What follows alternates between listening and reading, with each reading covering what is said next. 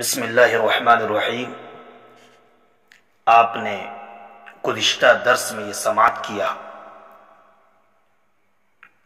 کہ تراویح کی رکعتیں 8 نہیں بلکہ 20 ہیں، جس پر صحابہ کرام رضوان اللہ تعالی علیہم اجمعین اور اسلاف و اکابر عامل رہے۔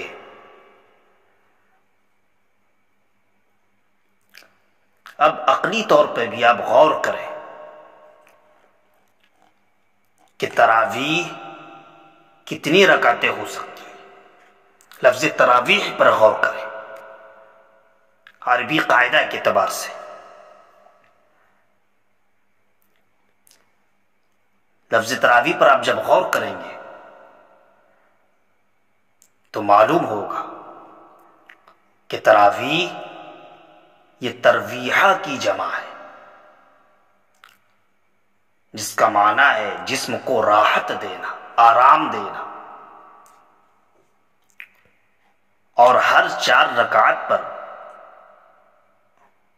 جو آرام کے لیے بیٹھتے ہیں اس کا نام ترویحہ ہے، ہر 4 رکعت پر۔ اور یہ ترویحہ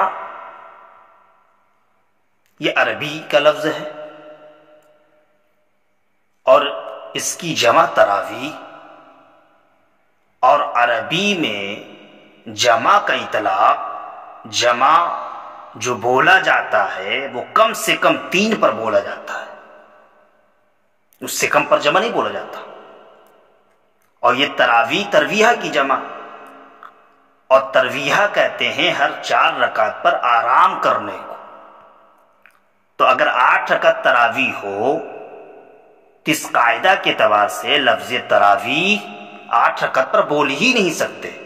چونکہ جب آپ 4 رکعت پر بیٹھے تو 1 ترویحہ، پھر 4 رکعت پر بیٹھے تو 2 ترویحہ، اور عربی میں جمع کا اطلاق 2 پر نہیں بلکہ کم سے کم 3 پر ہوتا ہے۔ تو لفظ تراویح کم سے کم 12 رکعت پر ہی بولا جا سکتا ہے، 8 رکعت پر بولا ہی نہیں جا سکتا، چونکہ وہ وہاں 2 ہی ترویحہ ہو رہا ہے۔ حالانکہ 3 کم سے کم 3 کا ہونا ضروری ہے۔ تو لفظ تراویح بھی یہ بتا رہا ہے